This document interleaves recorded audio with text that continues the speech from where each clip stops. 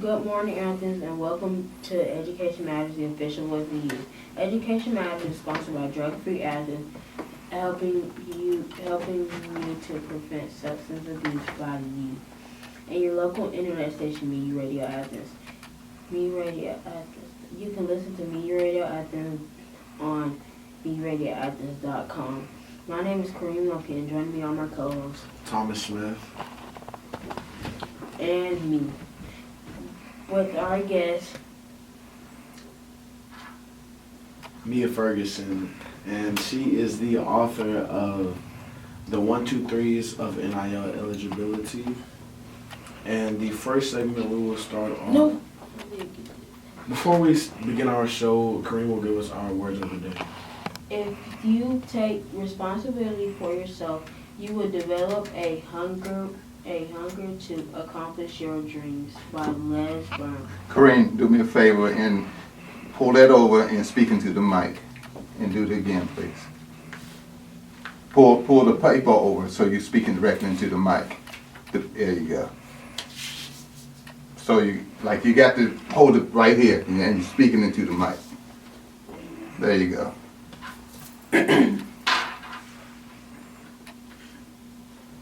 All right, do it again. Take that candy out your mouth. That'll help. What you gonna put it in? I don't know. You can hold it in your nasty hand for all I care. There you go. If you take responsibility for yourself, you will develop a hunger to accomplish your dreams, by Les Brown. Thank you, Kareem. And today, for our first segment, we will start off with what exactly is NIL, why is it important, and your book as well, Miss Ferguson. So the first question I will start you off with today is, what exactly is NIL for those listening? So the acronym stands for Name, Image, Likeness. To make it very simple. Yeah. The name, image, likeness of athletes is specifically what the book targets, right? Mhm. I think everyone's very familiar with advertising, marketing. This is the ability for athletes to be able to use their name, image, and likeness for payment. So what exactly inspired you to write a book about NIL deals and eligibility in college sports? Wow. So the truth of the matter is, when I went to college, I wanted to be an agent. I wanted to be a sports agent, more so because I knew my love and passion for education. And at the time, I had a huge love and passion for sports. And there were a lot of kids going to school. There were a lot of athletes who were already in the space. And I felt like there wasn't enough focus on the education. It was more so on the sport. And I felt like, well, I can be a teacher, I can be an agent, and I can cultivate a full athlete. And I felt that parents would appreciate it because you would have someone who knew what the sport world was, but also someone who was focused on making sure that their children were able to do well in school, right? Not be a straight A student, but kind of be a well-rounded individual. Fast forward, I didn't want to go to law school because back then you had to have a law degree, and I didn't want to do law school. I already had 2 degrees. I just said, I'll figure it out. So I went into education. We fast forward a number of years. I just kept seeing, the kids were getting younger. I think by the time I graduated from college, people were being drafted out of high school to go into the athletics, right? And I was just like, this is not going to be good, right? And not that you needed college, but there was a world that I just felt like people weren't prepared for. As I grew, I started to learn that not only was the athlete not prepared for it, but a lot of times the parents weren't prepared for it because it was a business. I am a businesswoman, I'm a consultant, I'm a strategist, I do all these things. And so what made me really decide to go ahead and publish it was that, number one, you don't need to be an agent. You don't have to have law school to be an agent. I'm still an educator, but I educate my clients on their businesses and how to strategize and how to grow and how to scale. And at the end of the day, an athlete is a business. At the end of the day, they're playing the sports that they love, but all of the other parts of it is business. And I felt like the kids, no matter what sport you play, the coaches play such a huge role in their lives, but then the parents don't really know how to navigate this world.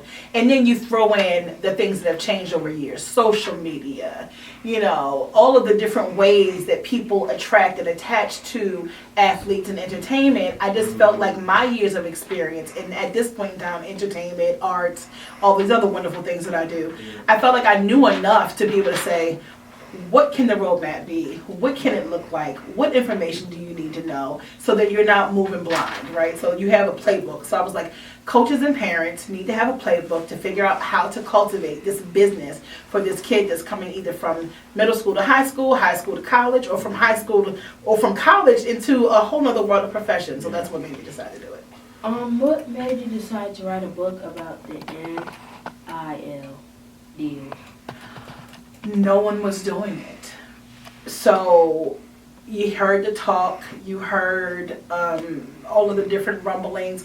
I started just, I would sit on the couch and I would watch some of these games and these sports and the highlights, and I'm like, these schools are making a lot of money off of these kids, right?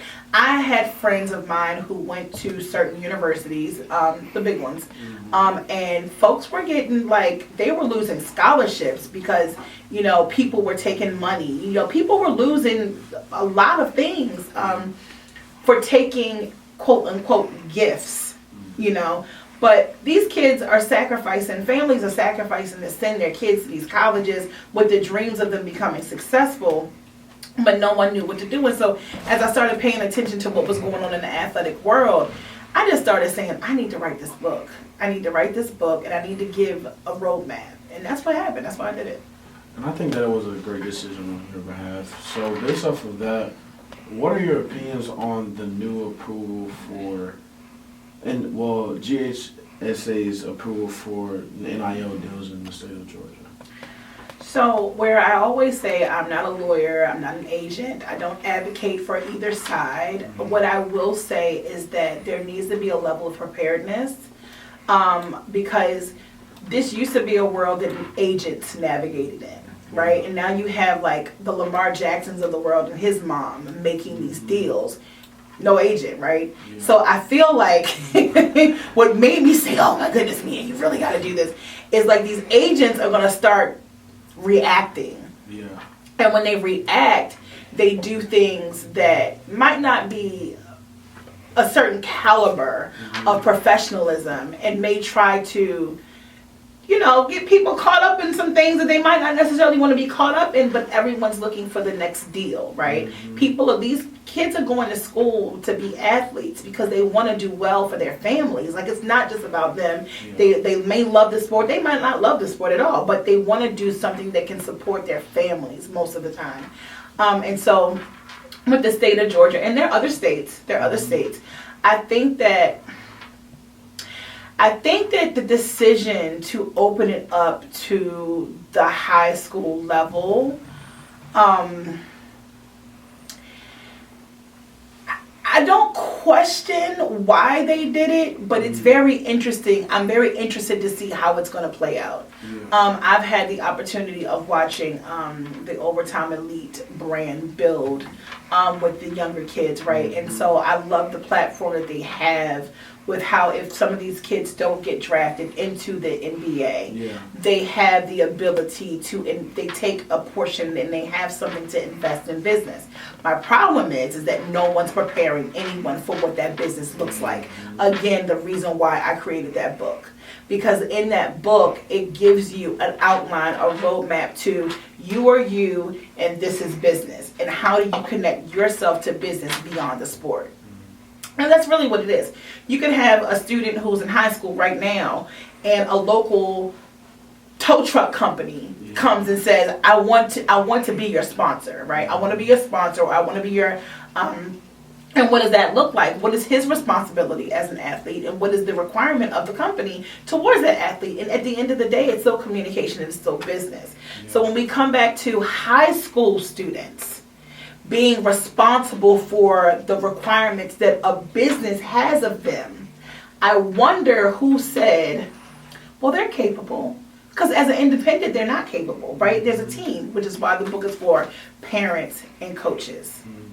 Because at the end of the day, the athlete, they're the one playing the sport. Yeah. Everyone else around them is the one paying attention to what's happening with that athlete. So I'm gonna say it again. I'm not an agent, right? But if I had to say, I'm definitely interested to see how it plays out. So why exactly do you think your book is important and why should more people know about this guide?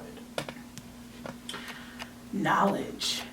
So anytime you go online, I mean, now we have TikTok, we have Google, we have all these wonderful things, right? Yeah. And I just started Googling it and just looking up different things, NIL. And everyone's saying, well, the NCAA doesn't really have a whole lot of information on it. Well, they don't have this. The rules are always changing. Make sure you stay in tune.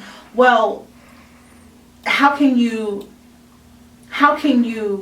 organize, or how can you require, or how can you strategize, or how can you do anything if there's no structure on it at all? Yeah. And so even though the information is going to change, what I made sure I did with my book is that whether the rules change today, tomorrow, next week, or a month from now, or a year from now, the need for you to stay on top of your business is always going to be there. And that's what I talk to my clients about. Business is business, and there's always structure to the business.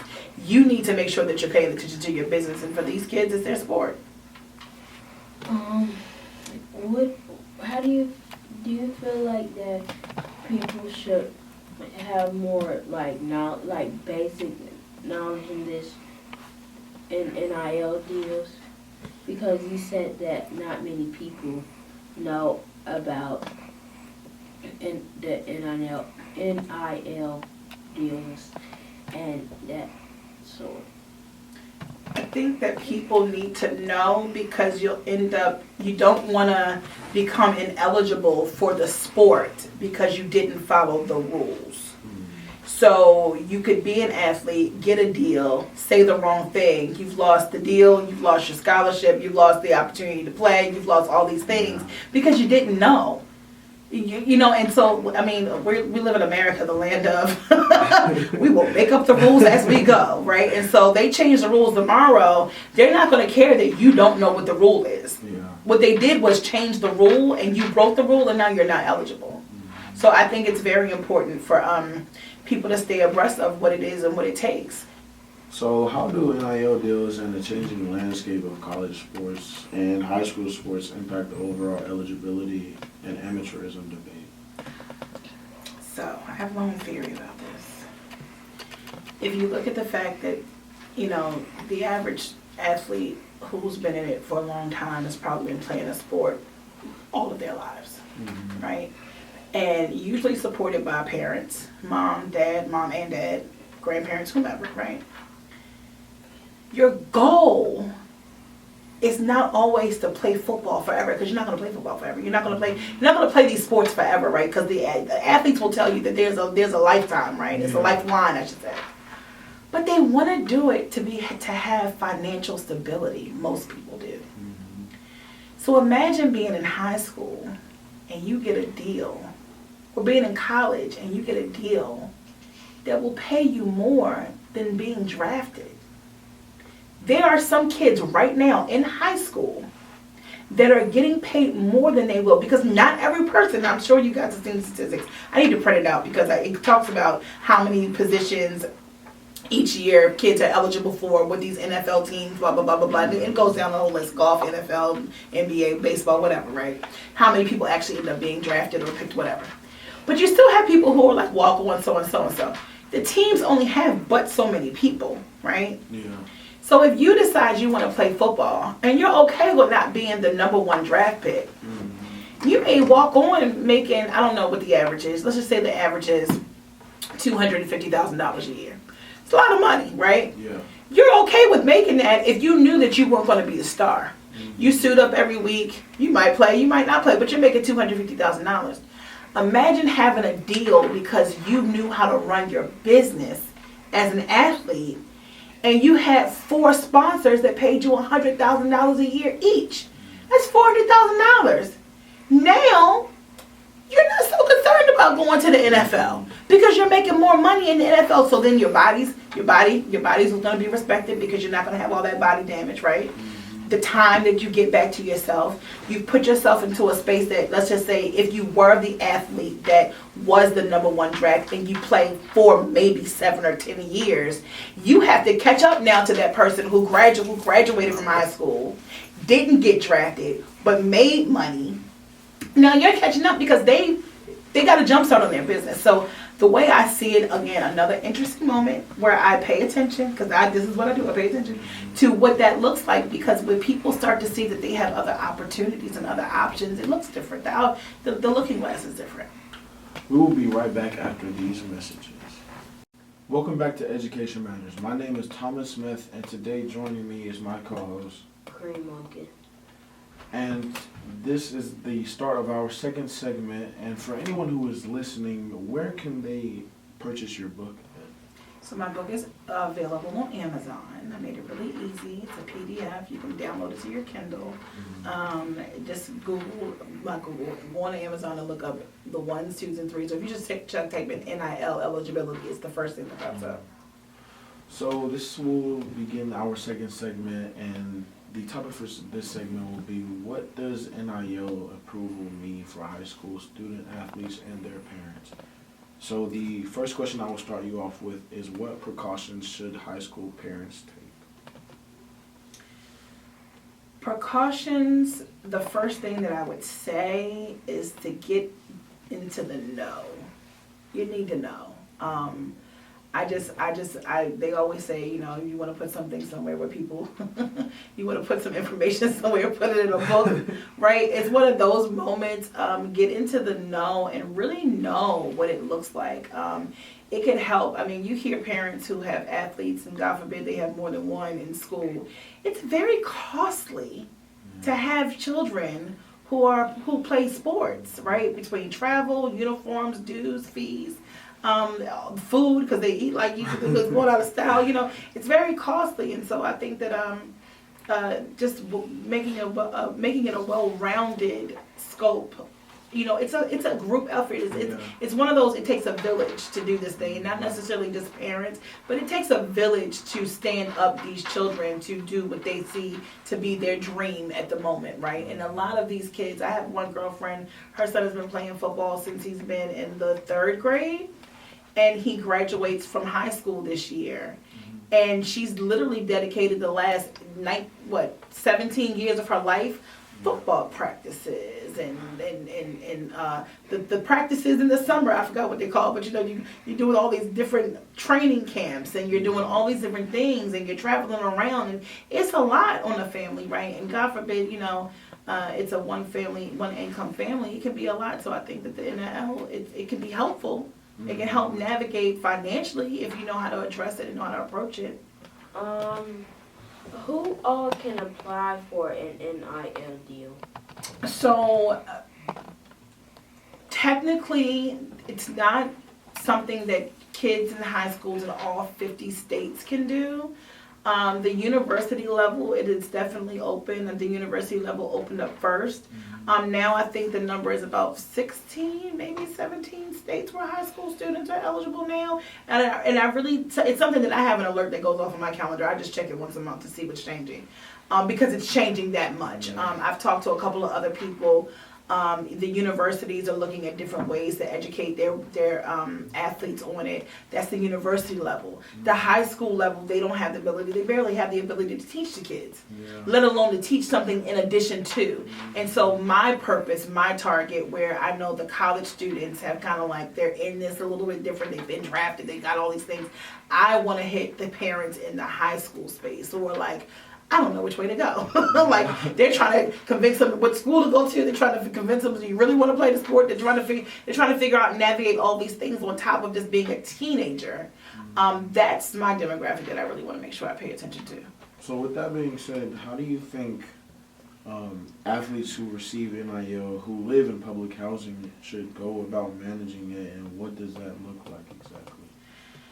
That is a great question. I've done some consulting in the housing world, and I think the smartest thing to do if someone did it is to reach on the local government level. So housing has a office in usually different regions or different states, right? and the rules change for different states what housing looks like. I think it needs to be a conversation because I can guarantee that it has not been a consideration about how to even think about handling this.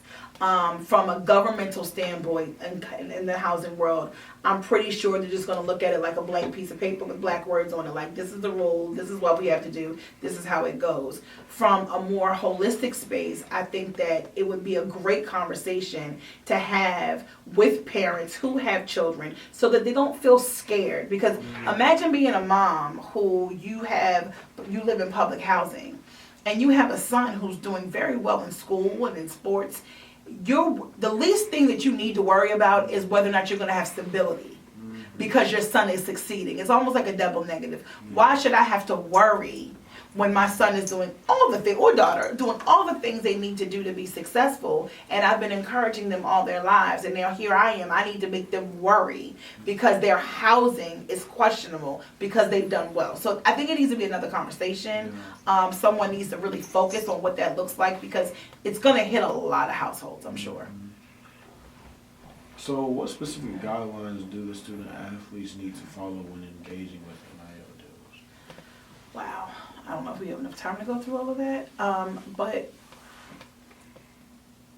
in my order, in my mind, the first thing that I would say is to make sure that you're not breaking any of the rules that can leave you open to losing the level of higher education that you walked into, right? So the schools, they have rules.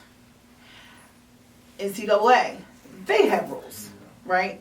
But NCAA doesn't cut your check to go to that school, right? So you need to make sure that you are balancing that really fine line between the rules that your school sets and the rules that NCAA sets, because you can become ineligible because you break an NCAA rule, but you can lose everything if you break the school's rule. So it's, again, knowing what those schools, what they require, and knowing what rules you're bound to by NCAA, and then you take into consideration what you're promising the sponsor or whomever. I call them sponsor, but I call them sponsor. Whatever that sponsorship looks like, because you get to define what your agreement looks like. And I have a portion in there that kind of gives examples of what these agreements can look like, what you're going to commit to. You don't want to have anything that commits to anything that breaks your rules. So one of the things I speak about is once you get the draft done, give it to your lawyer. Like, get your team, get your accountant, get your lawyer, get your team that you know who can review your agreements, who is knowledgeable about these things. I would say find an agent that you can trust. Don't think that you don't need an agent. An agent can help you broker these deals. However, you want to make sure that you're in the right line. So opposing some of these cons, what are some advantages of an NIL deal? Affordability, I think. I think that it's important for kids to receive financially their worth and what they do. I think that people have been able to exploit athletes all over for all of the wonderful things that their talent brings to said school. That's one.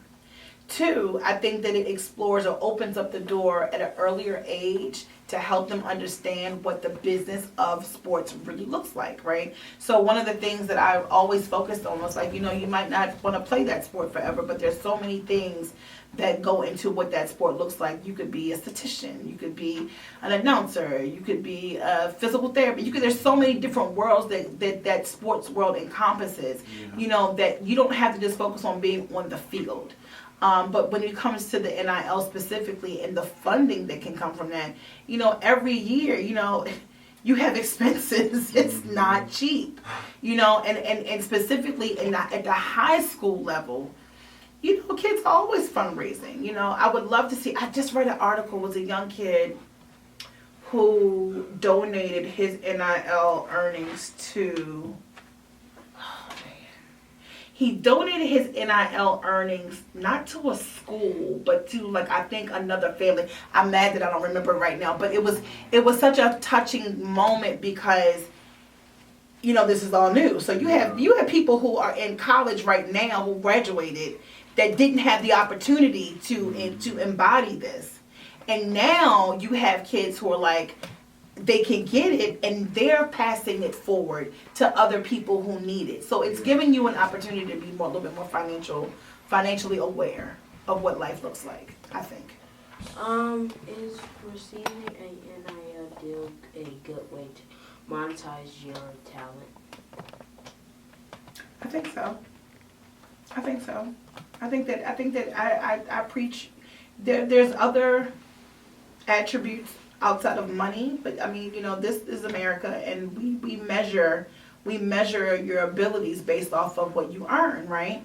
And so, like, if I'm an athlete and I can't get a job, I had a boyfriend in college. He couldn't work. He was a wrestler. So I didn't want to have to be the girlfriend that was always paying for the movies, but I was, right? He couldn't get a car. He couldn't pay for gas. He couldn't do anything because he was a wrestler, and wrestling was one of those sports that was pretty much all year, right? Yeah. But now you have the ability to earn and feel like you have something tangible outside of the body that's hurting to walk away with. I believe that is something that's helpful because a lot of times you can't get jobs. You don't have the time. Yeah. And with that being said, how will the school balance, how do you think schools can balance the interests of individual student athletes with the overall goals and values of the athletic programs and universities? High schools? I will take a pause right here and I'll ask you this question. Coming back, we will be taking a break. Gotcha. You're still here with Education Matters, the official voice of the youth. My name is Kareem Lumpkin, and joining me are my co-host Thomas Smith. And our guest is Mia Ferguson. And we will be starting our third segment, but before we start, I will ask the same question I was going to ask before this segment started. How can schools balance the interests of individual student athletes with the overall goals and values of the athletic programs in high school? I don't think that it's the school's responsibility, to be honest with you. I think that their focus is on education. It's that village component that I think if you take the football moms and the coaches and the village and the tribe and you pull together and rally around the needs the same way they rally around the sport, I think you'll be way more successful. Yeah. And I meant to ask this before, but who exactly gets NIL and how do you position yourself to receive a deal like that? So if you're in a city where it's it's legal, then everyone's if you're eligible, you're eligible. But the question is, are you marketable? Have you positioned yourself to market said business or said service or said organization to be the person who markets that company? I'm going to say it one more time. Everyone's eligible if you're in a city or a school or a town or whatever. That it's eligible, right? But are you marketable? So how could an NIL deal affect, do you think like NIL deals can somewhat affect your mental health and like just that whole world in general? I've thought about that. So I'm Mia and I play volleyball, right? Mm-hmm. I'm not the star volleyball player, but I know how to work the algorithm. I know how to make clean, clear marketing, social media posts and TikToks, and I know how to do all these things. And now there's a company who wants to pay me $2,000 a month to continue doing that for them. Yeah. But I'm not the star. The star has spent all this time, the star athlete, because everybody has one. The star athlete has spent their entire lives playing, and they do well, but they don't have the ability, the capabilities, or the village to create these things that make them marketable, right? Yeah. They have the name, they have the popularity, but they don't have because you have to have the team that does it, because these companies are going to say, let me pay you $2,000 a month to do this, and then, oh, by the way, we're going to create all the graphics. That's part of your job, right? So now, where you used to live in a life where If you were the one, if you were Neo, you were the one, you were great. But now it could totally flip. Yeah. And I wonder how are kids going to deal with that. So we talk about what schools do when their responsibility falls. Again, that's not the school's responsibility. I think it's a village thing. I think that there needs to be, and I talk about the mental health as well, the importance of that balance. Yeah. Because there is a balance. And you really don't know how it could go, because I could say, well, let me pull 4 people from my team. Or we could get together as a team and say, listen, one go, we all go, and we all figure it out. So then we could close a deal, but we're getting $10,000 a month from the right brand, or you make that marketable. So it's all about how you look at it, and it's all about how you activate it. The word team falls beyond the field, the court, the pool, whatever your team is. It goes beyond that. So you got to really figure that part out, because you don't want the dissension to come just because other people have figured it out. So how does approving NIL deals for high school athletes impact their eligibility for college sports? So what I've read, this is what I'll say, what I've read, it doesn't mean, if you have a deal that happens in high school, it doesn't mean that deal will follow through college. Because some businesses, you can't promote certain businesses on the collegiate level, right? Yeah. So I can't say for everyone. I don't want to do that, because I'm not the lawyer, right? That's not my ministry. But what I will say is that I have read where certain, let me just say, I'm gonna give an example. Let's say I get a pizza company, and they're my sponsor. Yeah. But then my school has Papa John's on their campus. It's a total conflict of interest, because now that pizza company is expecting you to promote them throughout your movement. Yeah. But Papa John's sponsors the school. So you see Papa John's on all of the marketing material around the theater. You see what I'm saying? So it's all about what that school's responsibility is and to whom their responsibilities are, because these schools also have sponsors. And with that being said, what are some of the potential risks or downsides of an NIL deal? From a moral standard, you can get caught up in something that you don't want to be a part of. You could be it may look good. It's like a record deal, right? Yeah. You sign it and it looks great, but the next thing you know, the label's getting paid all this money, and you're getting paid three pennies of it. So that's what I would say. That could be one downfall. Like, is it balanced? Is it equal? Does it balance out to what you really need it to be? It's not always about money. There could be other advantages.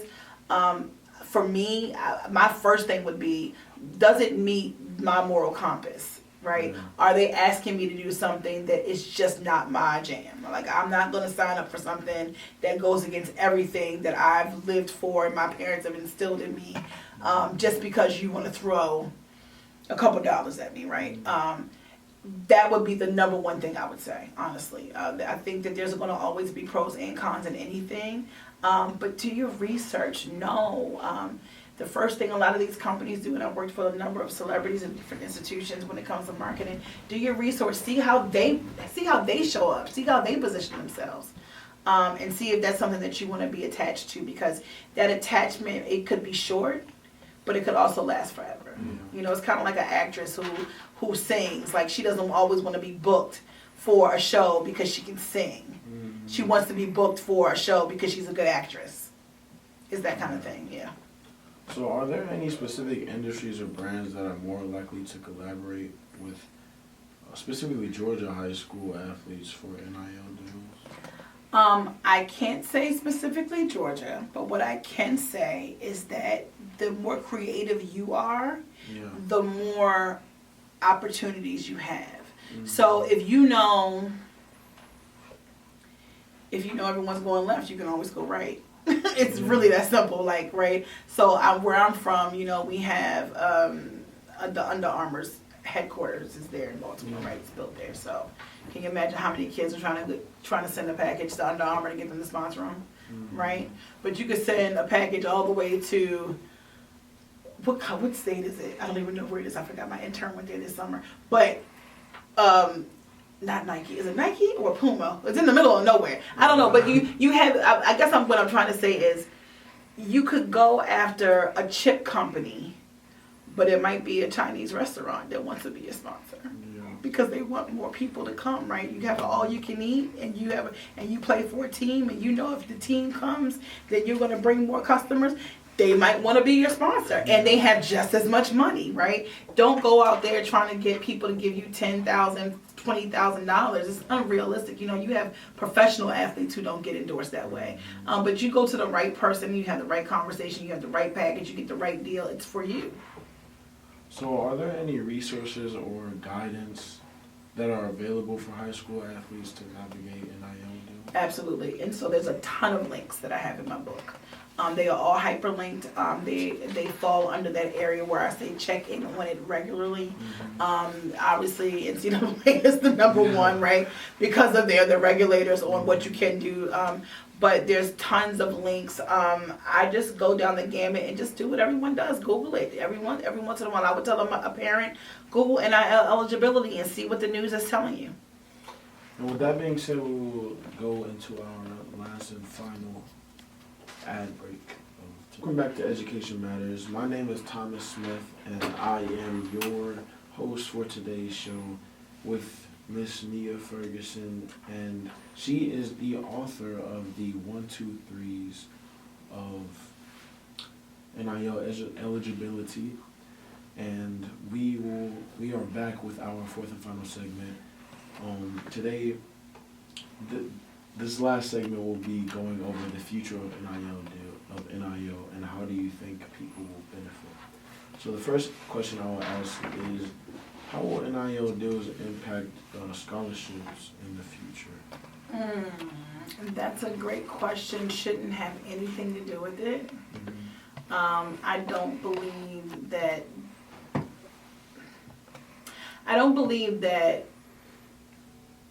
if you had a job and you worked at Little Caesars and you were in high school would affect you getting a job, getting a college scholarship.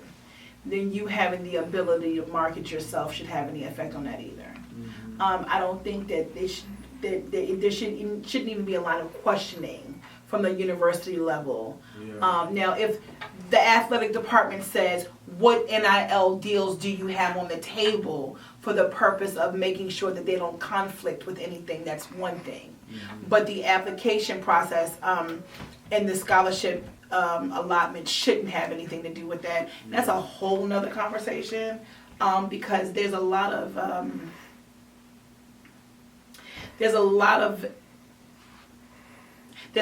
of balance in how universities manage and allocate funds to students, even beyond the athletic space, right? So you pretty much feel like you get a scholarship to go to school to play a sport, you're getting a full ride, right? But what they do to allocate funding to students it's a whole nother question.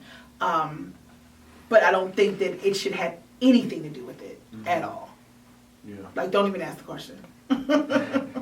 So what are some types of sponsorships that athletes can get with NIL?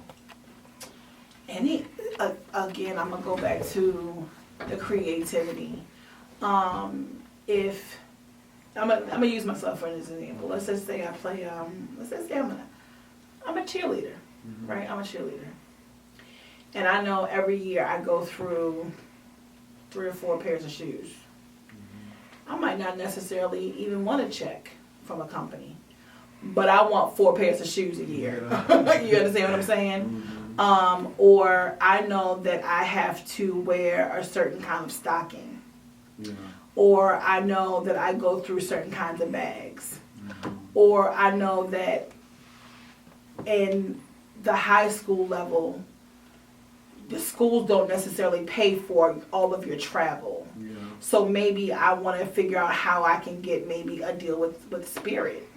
because I'm a cheerleader and I have spirit. Yeah. And I put together the right package that makes spirit say, oh, we'll give you enough points to fly or enough points for your parent to fly. Like, you see what I'm saying? Yeah. Like, it's not going to always be a dollar value, an actual transfer of money is what I'm saying. But you, within your household, within your life, you know what you need, right? And if these things could make life a little easier or even make you eligible to be able to play overall, then be creative with it, because there's a lot of ways. I believe that it's probably going to trickle down to even a younger age group, to be honest with you, because we watch it happen. You went from being a college athlete getting drafted to the sport to then being eligible in high school to be drafted for a sport. Yeah. So do we think that it's going to be something that happens at a younger age? Probably. But right now they're going to try to figure out how to navigate this. Yeah. So, how do you foresee the future of NIL evolving in Georgia high schools? Georgia is a really popular state when it comes to sports. Yeah. It could end up being a mecca for where kids. So, okay, but before I answer that question, top of COVID, I was really concerned for a lot of athletes that have been spending all of their lives getting ready to go to college. School gets shut down. What happens? No sports. No one's playing. There were there were students who took basically a year, stayed in school, didn't go to college, and they do it in college too, right? They do it in college. But I was really concerned about what that looked like, because there was so much put and placed on the success of that sport and what that sport did for the student to go on to the next level of education, which is college, right? Yeah. So, do we see parents sending their children to schools in the state of Georgia, because Georgia, like Texas, is a sports state? Possibly. I've watched Hollywood move to Georgia over the last 3 years since I've been here. I've watched industries move in to Georgia. I don't think anything different. I think the same thing's going to happen. I think that there are going to be students who are going to come from around the country to go to schools in Georgia, Texas, a couple other states, right? Yeah. Because their programs are that dynamic, and it's going to happen the same way it happens with any other part of that spectrum. 50 positions open around the country for these 50 teams. Each team takes one player. It's gonna happen the same way, right? But now it's happening on a high school level, right? Yeah. So like I went to a private school for middle school, elementary, middle school. There are schools that have waiting lists, right? But now we're not talking about you can get accepted, you qualify, but there's no room. A football team only needs a football team or basketball team or volleyball team or swim team. They only need but so many people. Yeah. So there's going to be more competitive advantage. And I'm interested to see how it's going to work, because I've heard of people doing that, families moving to different cities just to have their children eligible to play for certain teams. It happens all the time. So I don't think anything different's going to happen. I think that's going to continue to happen. Yeah, definitely. So what role do you think coaches and athletic departments play in helping high school athletes navigating NIL opportunities? Players trust their coaches. I think that I've watched so many beautiful coach-parent-player relationships. I think that coaches are like the number two. So I'm trusting my mom, I'm trusting my dad, and coach, what do you think? Yeah. You know what I'm saying? Like, that's pretty much where it stops. Like, coach, what do you think? I've seen it all the time. I think that coaches play a tremendous role in it. And I think that coaches love these athletes like they're their own kids. And they want to see the best for them. And I think that that's the reason why I addressed it for parents and coaches, because coaches spend their time coaching. But I would love for them to embody and understand what it looks like from a human side. And it doesn't have to be a business side, but know that your athletes are going to come to you.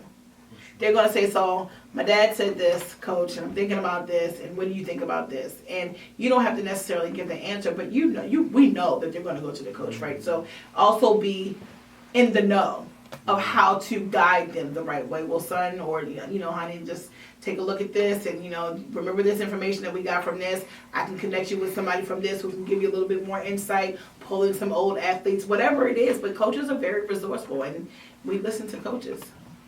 Yeah, and I think being in the know is very, you need to be in the know for all of this. Yeah, my desire is to be able to go to high schools and talk to the parents. Like, kids know it.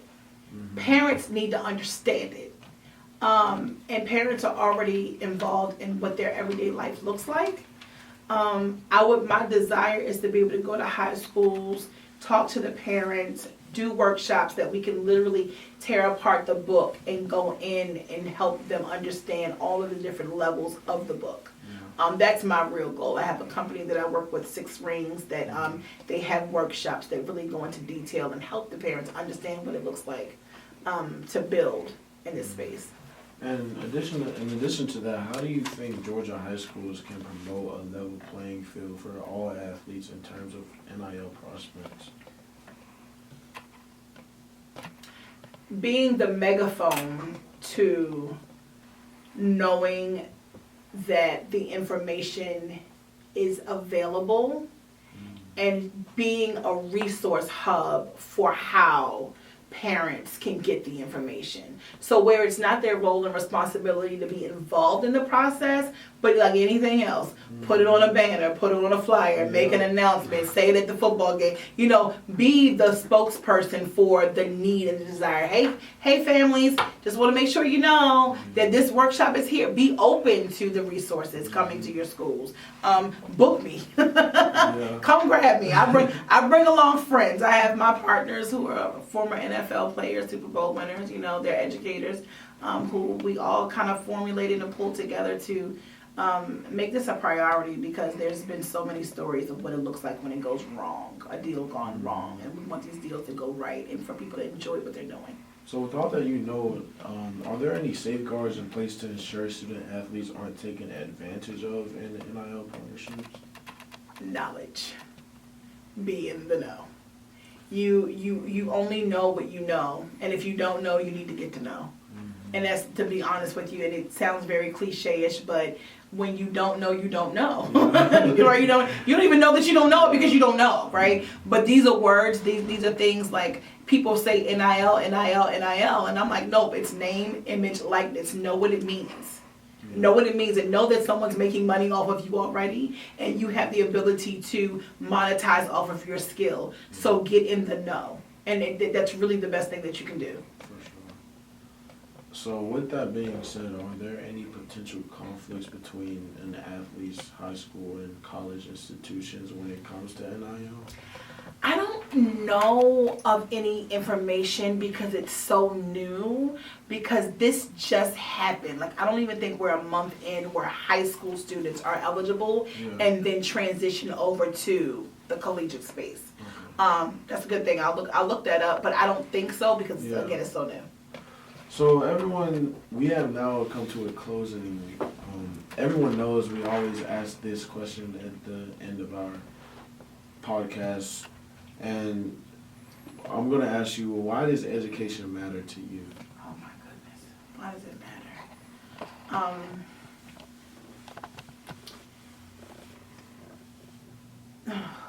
So important. Okay, education, why does it matter? I don't want to speak from an educator's point of view. I want to speak from just a regular human. We come onto this planet knowing nothing. And there's some behaviors that are just natural, right? But everything we know, we've learned. And I believe that life is a continuous learning space. So if you open yourself up to education, no matter what format it comes in, it opens you up to more things. And that's the best way I can look at it, because I think education is beyond the classroom. Yeah. Yeah. Thank you for listening to Education Matters, the official voice of youth. Education Matters is sponsored by Drug Free Athens and MeRadioAthens.com. If you miss any portion of this program or would like to hear it again, it can be heard Monday at 5:30 p.m. or Tuesday at 10 a.m. on MeetYouRadioAthens.com. You can also listen on demand at YouTube channel Education Matters Network. Education Matters is a production of the High School Completion Initiative.